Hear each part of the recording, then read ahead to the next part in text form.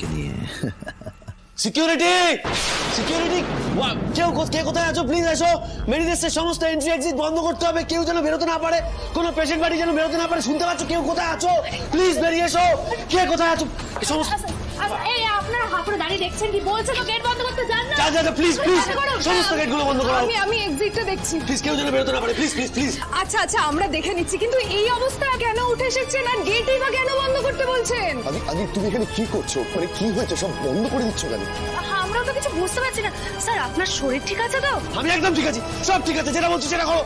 আদি কি হয়েছে? শান্ত হও। ডক্টর লাইরি কিডন্যাপ হয়েছে।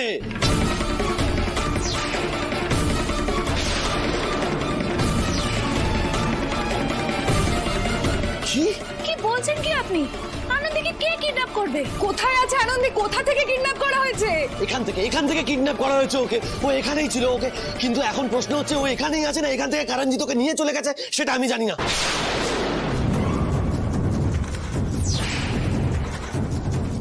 করঞ্জিত মানে ওই আততায়ী দলের সেকেন্ড ইন কমান্ড? এক মিনিট তুমি কি বলছো আদি? তুমি সব ঠিক বলছো তো? ও তো পালিয়েছিল কোর্টে যাওয়ার রাস্তায়, তারপরে এখানে এসে আনন্দীকে। না আমি একদম ঠিক বলছি, একদম ঠিক বলছি। ওকে এখান থেকেই কিডন্যাপ করা হয়েছে, আর কারণজিৎ ওই কিডন্যাপটা করেছে। ও কি কোনোভাবে বদলা নিতে চাইছে আনন্দির উপর রাগ থেকে, নাকি আরো বেশি কিছু?